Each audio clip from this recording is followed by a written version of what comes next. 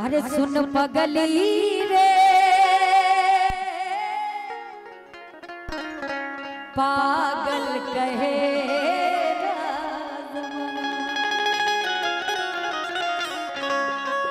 कि लगता कि मार जाए क्या बात नहीं तो जान खाइबो।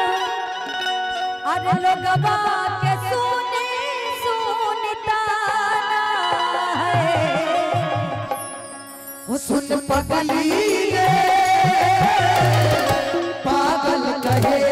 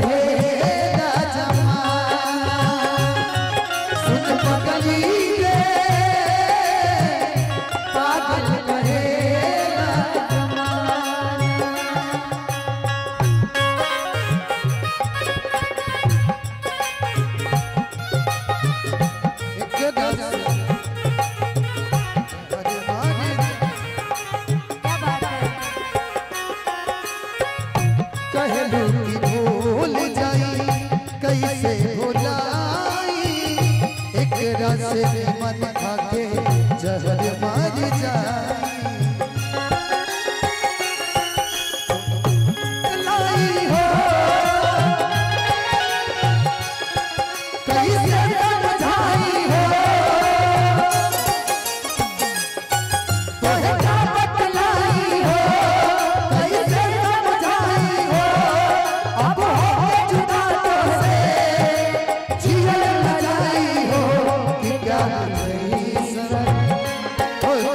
जय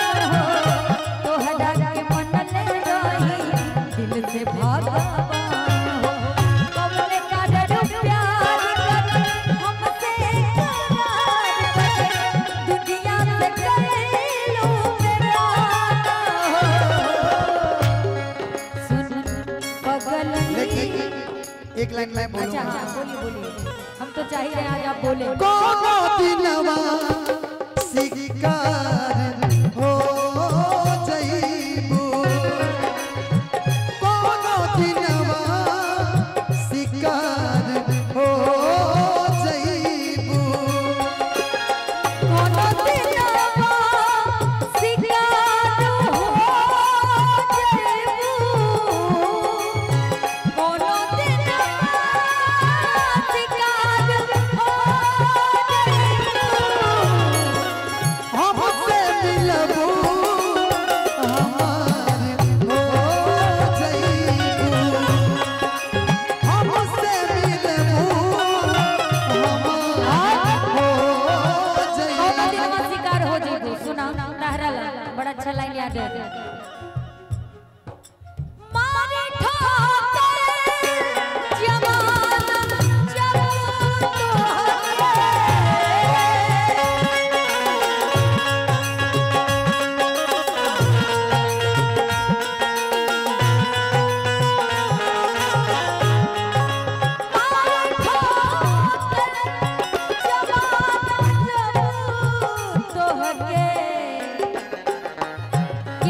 जमाना जब तोहके मारी ठोकर जमाना जब तोहके हमरे बहिया के हार हो जइबू, हमरे बहिया के हार हो जइबू, कोनो दिनवा शिकार हो जइबू, कोनो दिनवा शिकार हो जइबू। हमसे मिलबू हमार हो जइबू,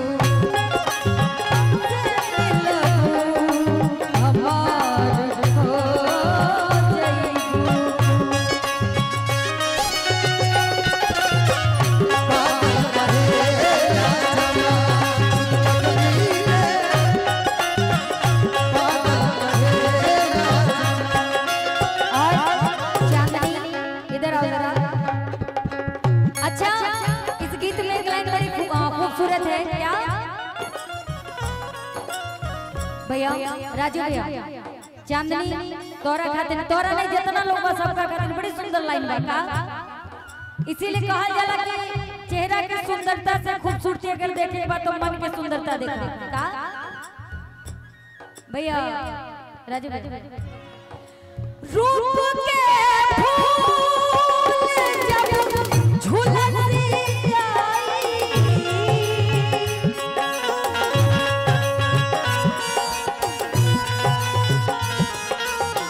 रूप के फूल जब झूलन से आई, रूप के फूल जब झूलन से आई, रूप के फूल जब झूलन से जाई त का होबो।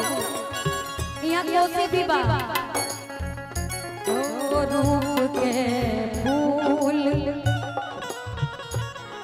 जब झूलसी जाई, रूप के फूल जब झूलस जाई, रूप के फूल जब झूलस जाई,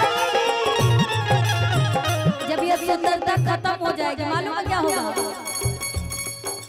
चांद नदिया के पार हो जइबू, चांद नदिया के पार हो जइबू, कोनो दिनवा शिकार हो जइबू, कोनो दिनवा शिकार हो जइबू। और सुना